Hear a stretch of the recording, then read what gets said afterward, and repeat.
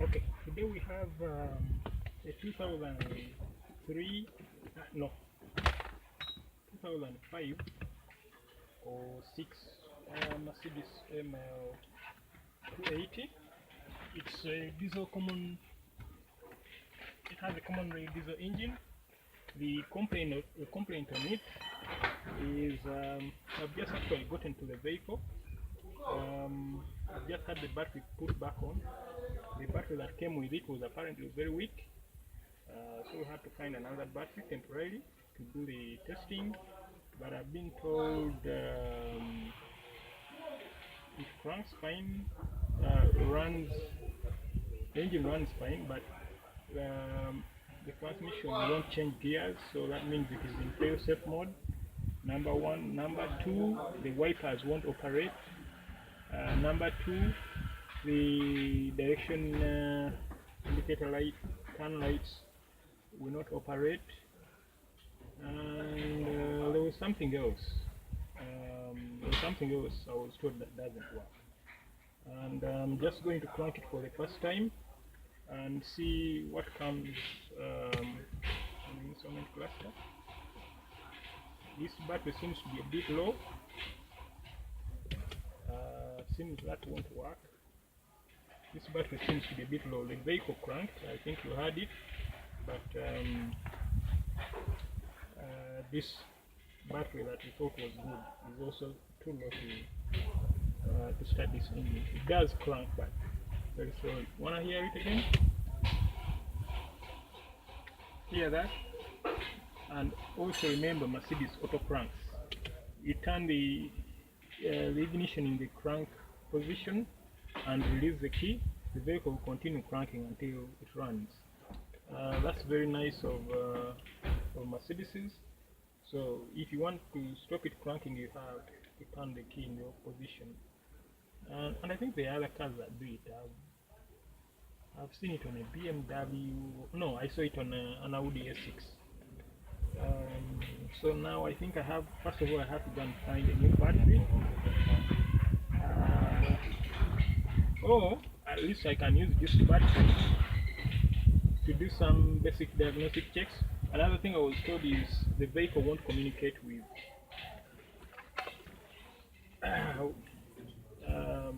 no computer on the vehicle would communicate with the scan tool. So I think the battery can allow me to do that. I'm just going to do a basic roll call of all the modules and validate that that's actually the case. And also you will notice the driver's seat right now is kind of behind the camera. It's not where it's supposed to be. I'm actually sitting and putting the laptop where the driver's seat is supposed to be. And the reason why the driver's seat had to come out is, can you believe it? The battery on this vehicle sits below the driver's seat. So if you want to change the battery, you have to. I think the best way to do it is to take the driver's seat out.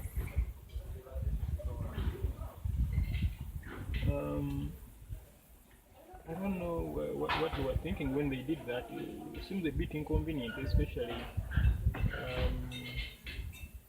if you're going, for some reason you're going to have to get the battery in and out of the vehicle. So right now I'm kind of sitting where the driver is supposed to be sitting, but on the floor of the vehicle, and the laptop is sitting on top of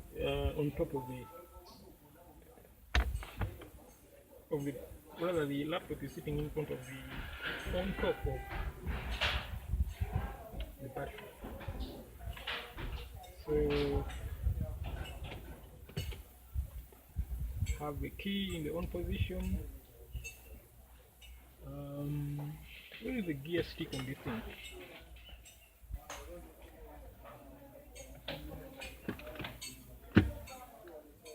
Can you believe it? I can't find the gear stick on this thing. Oh, it's here. Can you believe that? It's like a wiper, and it's not responding. You can see that. This is the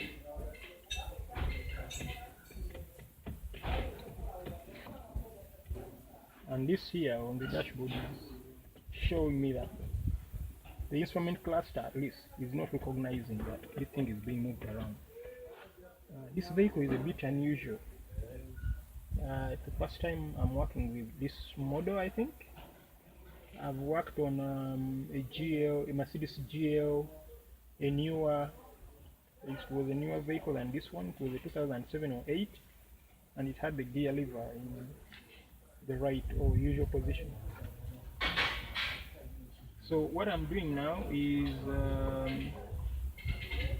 I'm going to attempt a roll call of all the modules on this vehicle and see if any turn up. I've already plugged the scan tool into the diagnostic port. That's my scan tool, and I'm using the laptop to communicate to the vehicle through this gap. So, hopefully you can see this.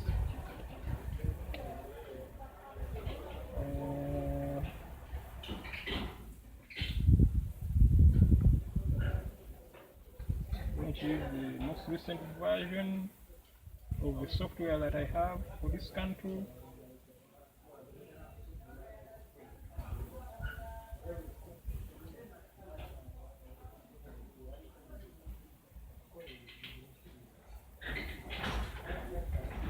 So this should be in cars. This is M class. It's 164 chassis. It's a diesel engine. Right hand steering. It's a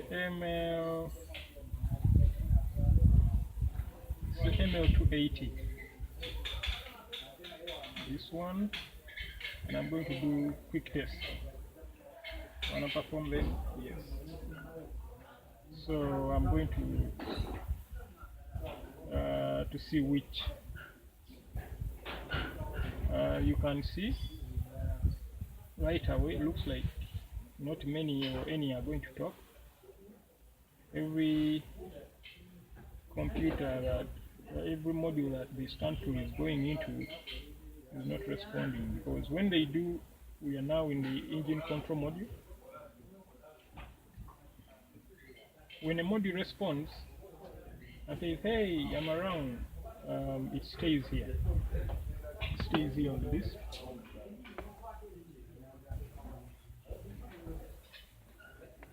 So right now,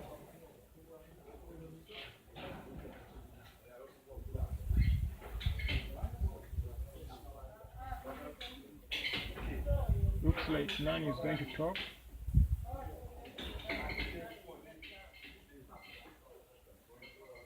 If this fails, I'm going to try another scan tool. If it fails, if the other scan tool fails, it means I'm probably having issues with the diagnostic link to begin with. Either that, or I can find out, I can get the pin out for the diagnostic link and use an oscilloscope to see if I get communication from the scan tool to the vehicle. That will confirm to me that at least my scan tools are not the problem. They are trying to talk to the vehicle, and then this is likely to be solved by looking at the wiring schematic for the communication line. I think that's where I'm probably going to end up.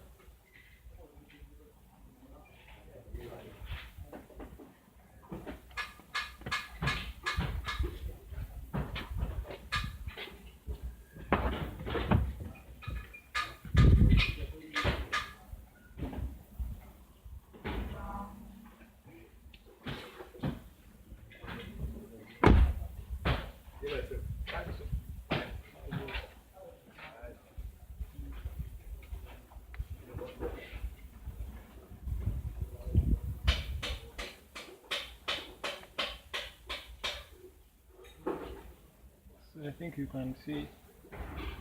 I doubt we are going to have communication with any of these modules at this point. Looks like each and every one of them is keeping quiet.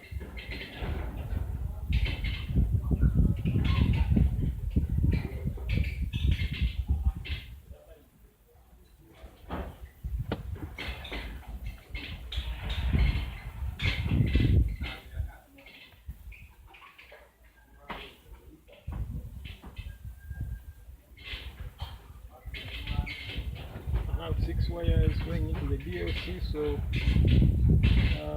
I'll probably have to back probe a few of those to look for communication, because I know at least one of them is going to be battery voltage, one of them is going to be a body ground, the other is going to be a sensor ground. So I think three of those wires have something to do with communication between the scan tool and the vehicle.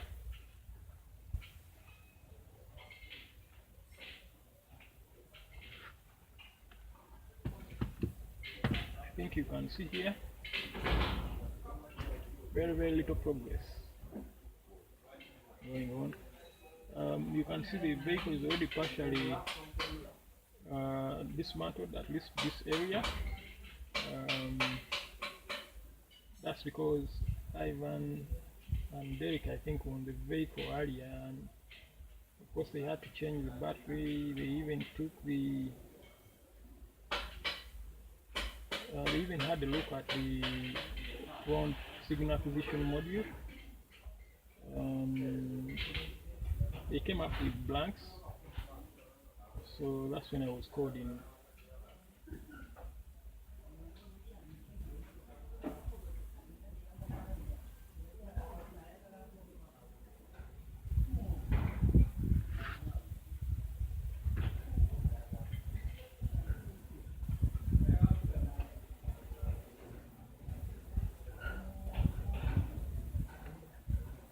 I don't know how many modules this thing has.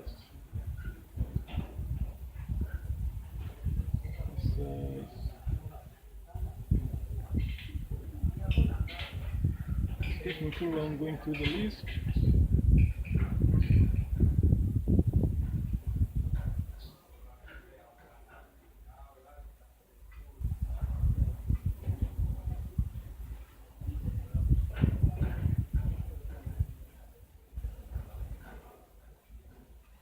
I'm going to stop the video here because I'm sure this is boring for you as it is for me. So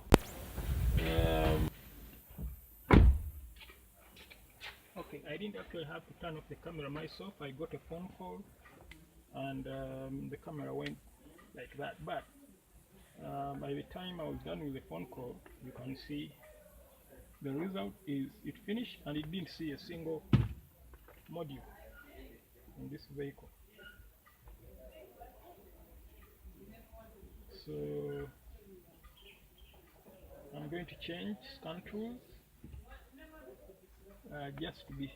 just so I'm sure that at least 2 different separate scan tools couldn't talk to this vehicle. And also, because I have 2 scan tools, I have more than 2 actually. I have about 4. I have about 6 that I have access to. Some are usually here in the garage, some my own, which I take home.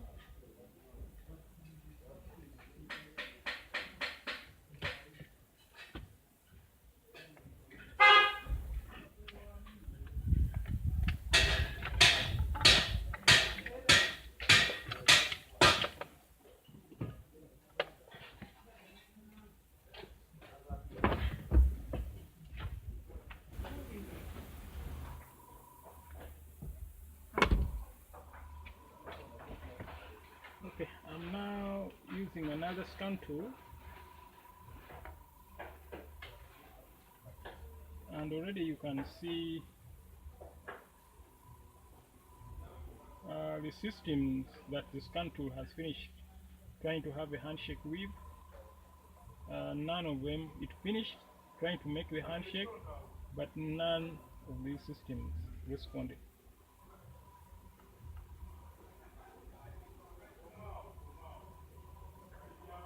It is still talking to the multifunction. That is this guy sitting next to the battery, and his relative in the back. They are called the signal acquisition module. It says an error has occurred. I think because I moved the laptop and the USB cable came out. That's usually what happens.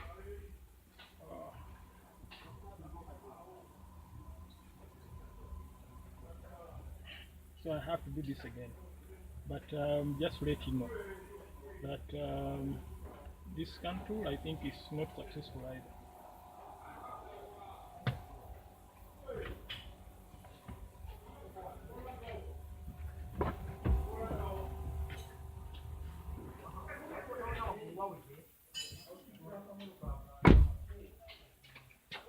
Okay, we have now got a better battery.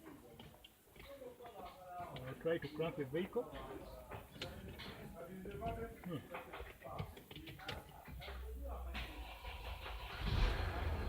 Yes, and you can see it runs, but the instrument cluster is lit up like a Christmas tree. The cooling fan has gone on.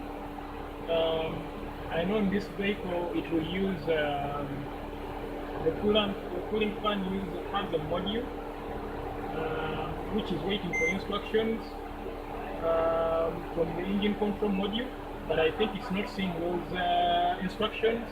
That's why it's in default mode, so it will leave the fan running at full speed. And it's saying so many indicators are unavailable. This is for traction control, ABS, engine light. It's a diesel, so it has heaters, and SRS is also on. Basically, it's lit up like a Christmas tree.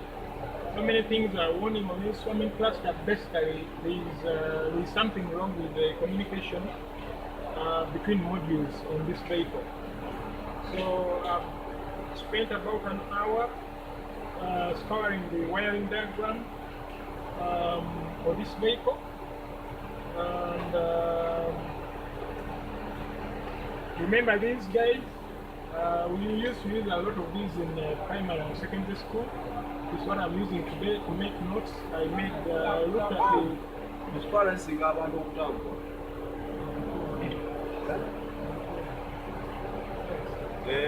so basically what I did is a brief of the interesting bits of the wiring diagram that I needed. I made notes of them, and then I came to the what is this?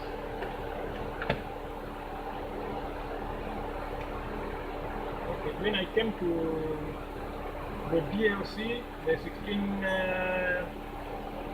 pin OBD2 port, and made a note of which wires were present, and I compared them to what I googled about Mercedes OBD2 pinout. So, sorry, that was Ivan. He has just walked into the garage. He has gone on a test drive. What is this? A blown fuse? But right now, what I'm going to do, I don't know if you can hear me over the fan. Anyway, I think I need the engine to be running to check. What the heck? Let me turn this off first.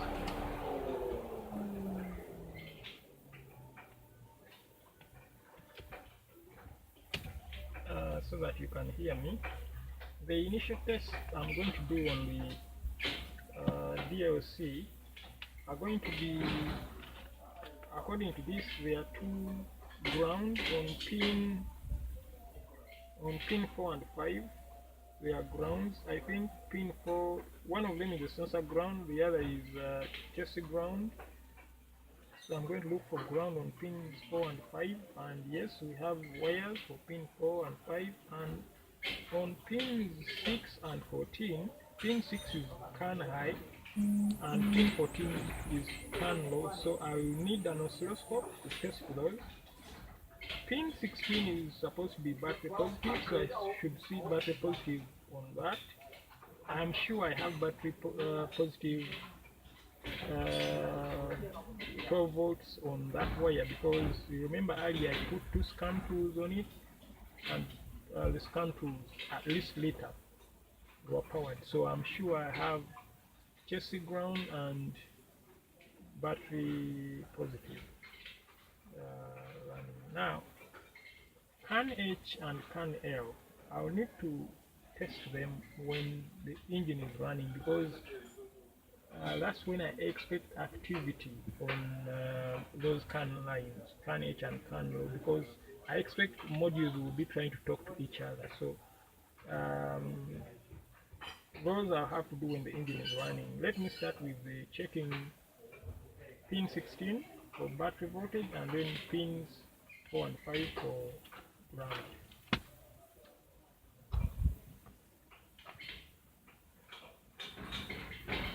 Pin 16 there. Actually, I can pin it from this side, and if there is battery voltage on that pin, when I touch the test light on this ground, it should light up. And in this battery, I think this is the ground. Yes, I don't know if you can see it, but it's lighting up.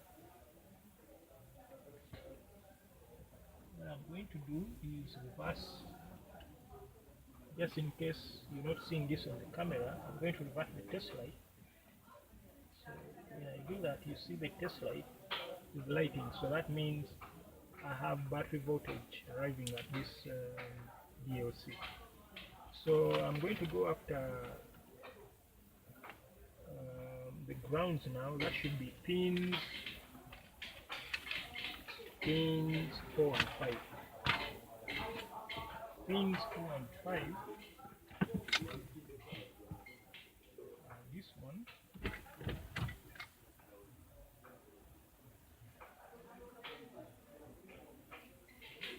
When this finds the ground, because it's connected on battery positive on this side, when this finds the ground, it should light. And sure enough, I have ground on pin 4. I'm going to pin 5 now. That also should light, as you can see. I have ground on that as well. So it said here, pin 8 is ignition. I don't know what that was. It wasn't very clear from the information that I googled. I think I will test that using an oscilloscope. What I'm going to do next is go for pin 66 and 14 using the portable oscilloscope.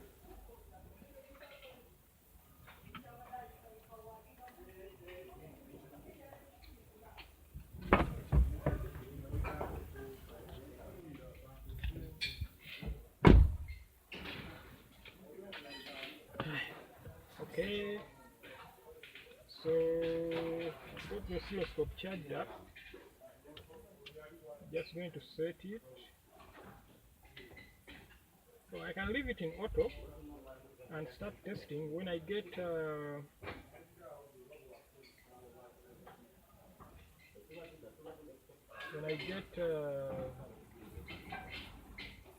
when I acquire signals, then I can change the settings. But I'll go for pin 6 first, which is can hide.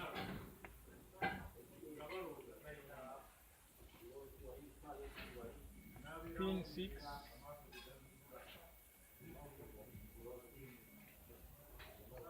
This one with the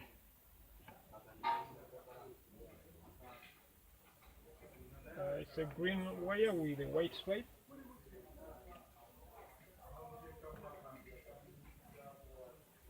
I'm back probing it, and to get a ground for this oscilloscope, I'm going to pin on the other side, on the front side. I'm going to pin on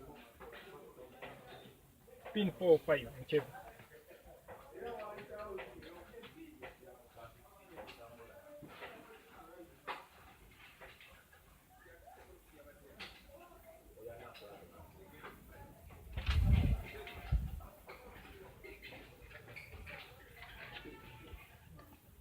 Pin 4, 5.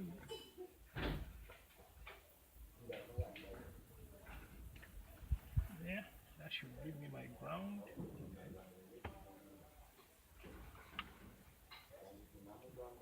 Here, and then use this jumper.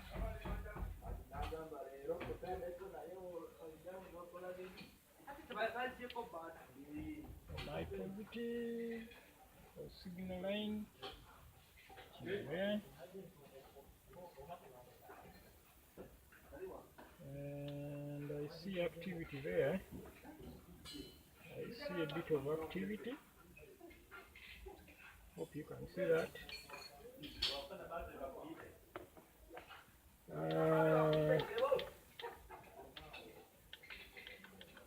Can is usually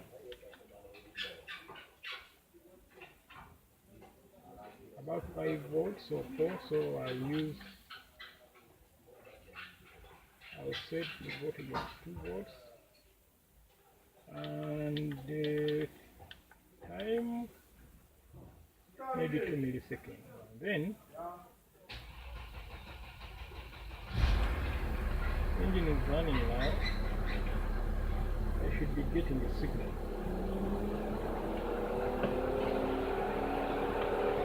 Unless I didn't pin in properly.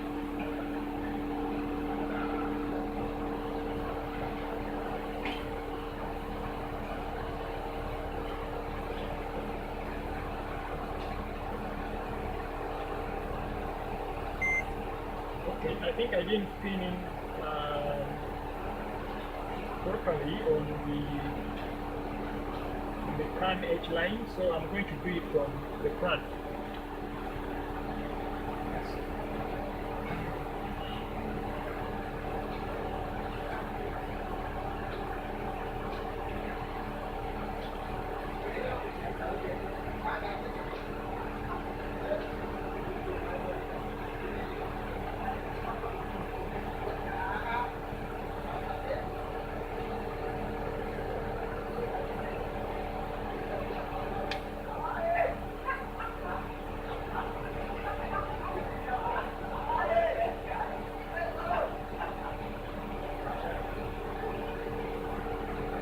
I'm sure I'm connected to the CAN H line on the DLC, and you can see pretty clearly that there are no signals on that line. There is no exchange of information from any of these modules.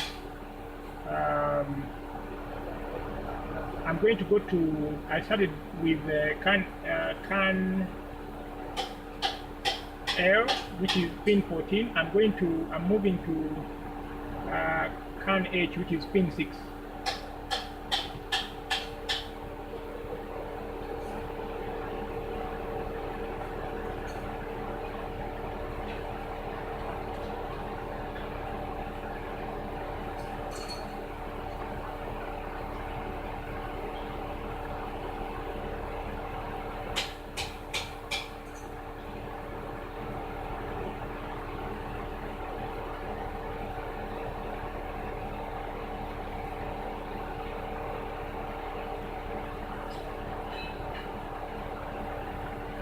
to leave my finger there so that these two pins don't short.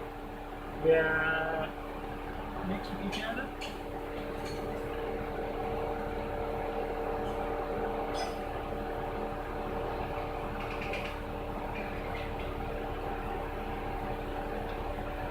They are next to each other. Actually, there is only one pin between them. So I don't need my test pins to touch. So I'm leaving my finger there just to be sure that I'm not having shorts in the testing circuits. And you can see this is CAN H now on pin 6. No signal whatsoever, no CAN communication. So I now have to go and look at the wiring diagram again and understand what the potential causes for this could be.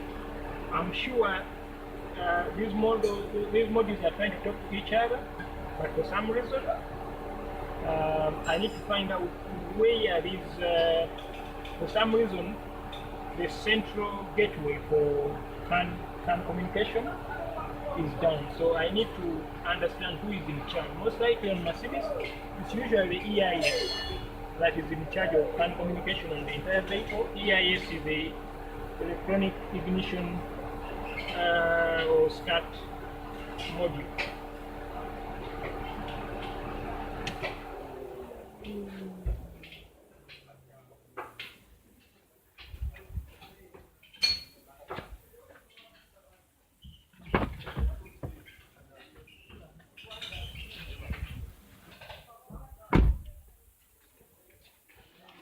Okay, there is an interesting turn of events which I think is a good lead for me. While I was off camera,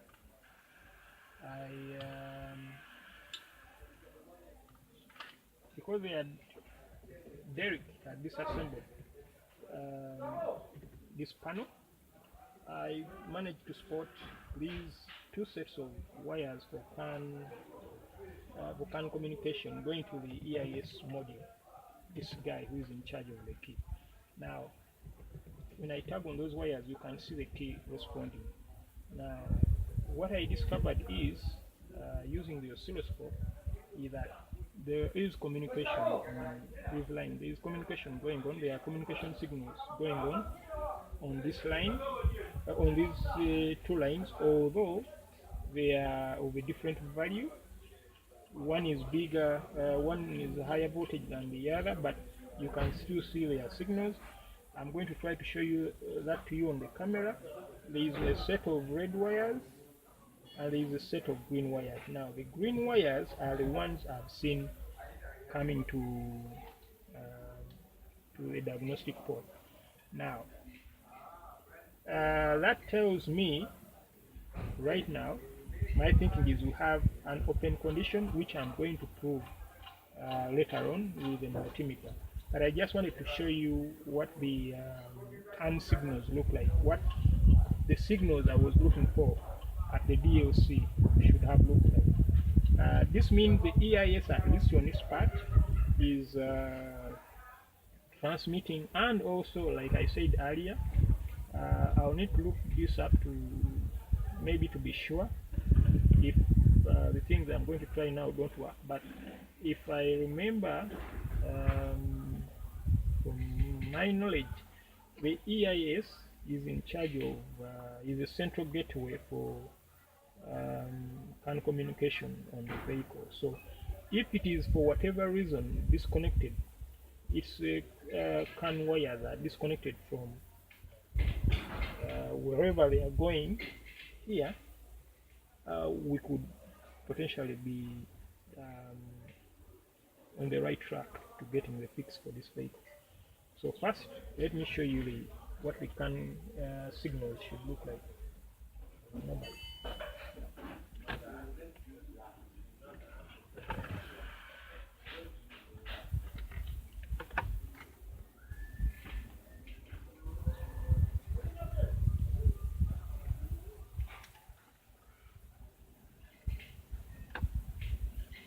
So I've got my ground there,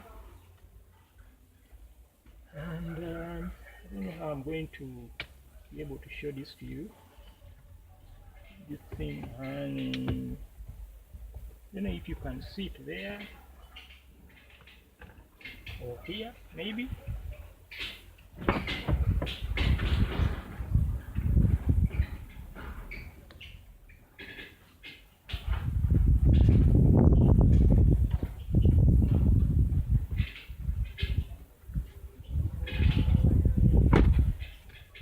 Okay, probably here. And because I have to use both my hands.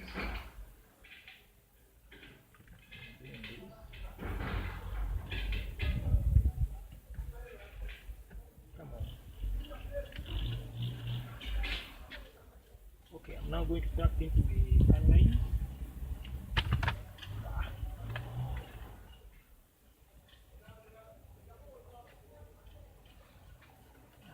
My ground is now out.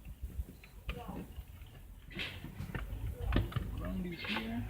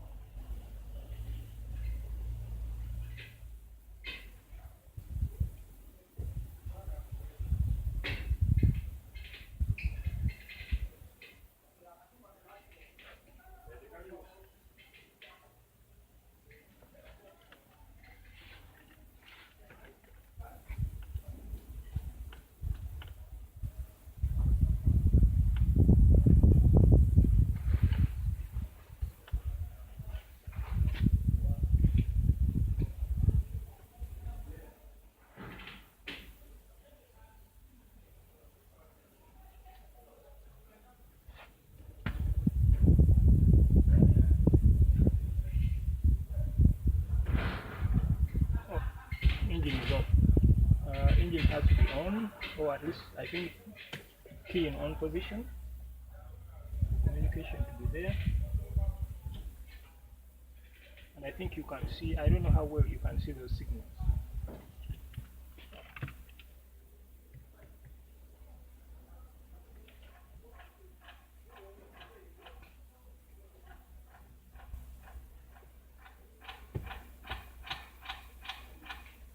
This can hang there.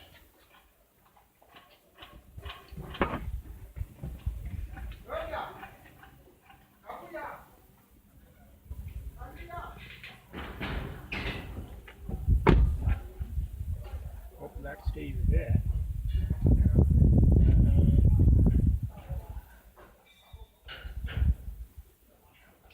Tapping it with socket, and you can see that is can high on this vehicle, rather on that set of lines, pair of lines.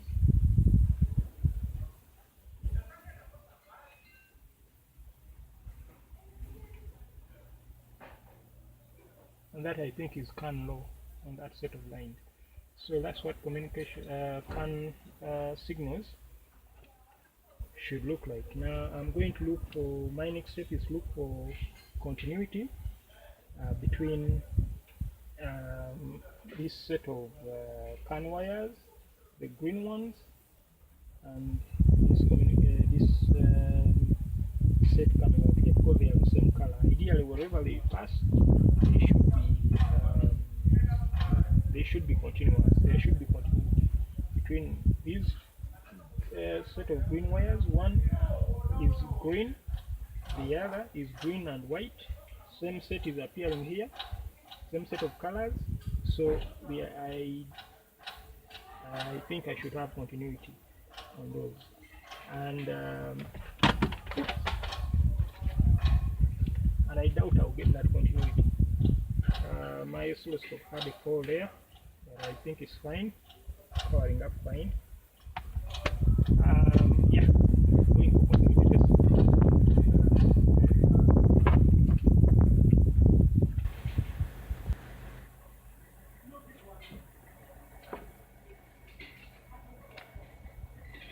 Okay, So I believe now we have a break in the case.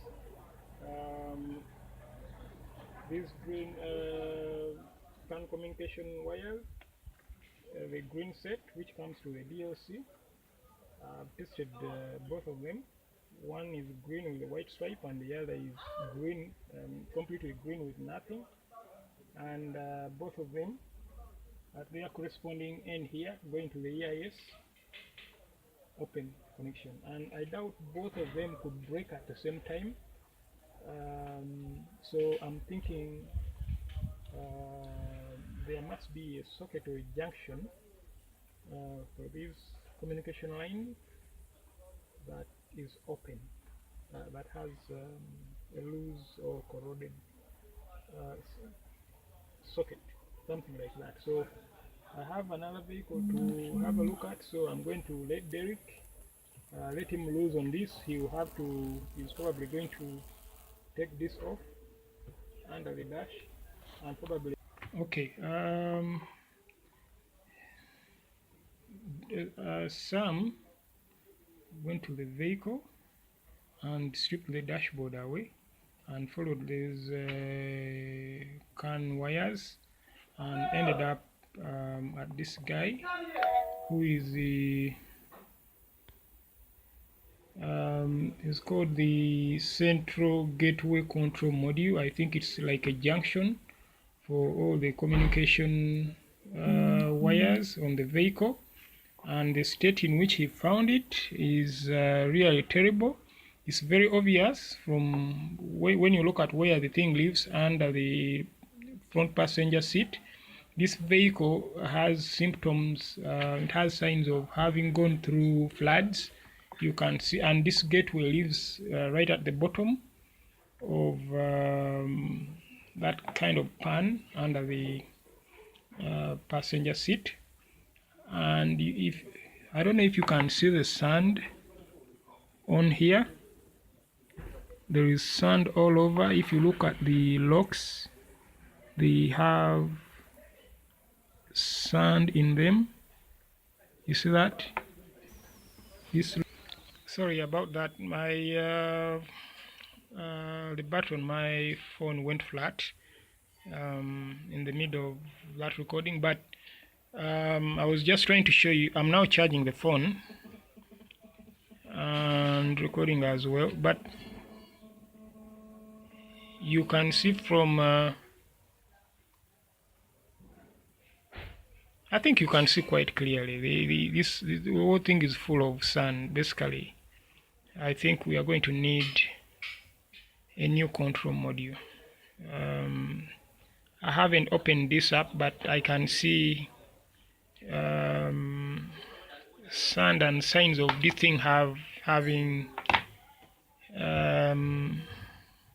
had water, and not clean water at that, flood water in it. So I think we'll need a new module for the CAN gateway bus.